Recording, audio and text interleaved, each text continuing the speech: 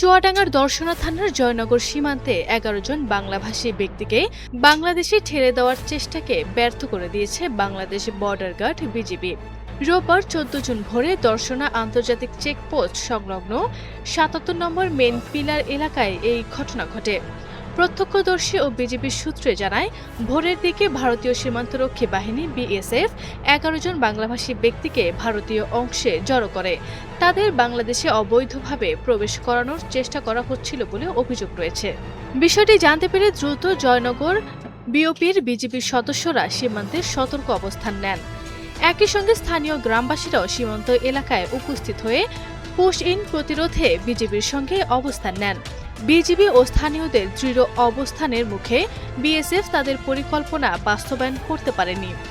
এক পর্যায়ে পরিস্থিতি বিবেচনায় বিএসএফ শূন্যরেখা এলাকা থেকে ওই ১১ জনকে সরিয়ে নিয়ে যায়।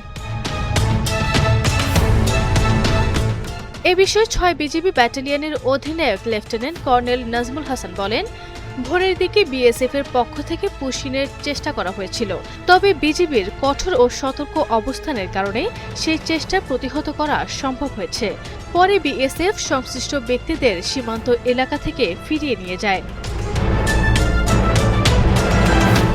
তিনি আরও বলেন, সীমান্তে যে কোনো ধরনের অনুপ্রবেশ বা পুশিন ঠেকাতে বিজিবির নজরদারি ও টহল কার্যক্রম জোরদার করা হয়েছে এবং পরিস্থিতি নিবিড়ভাবে পর্যবেক্ষণ করা হচ্ছে।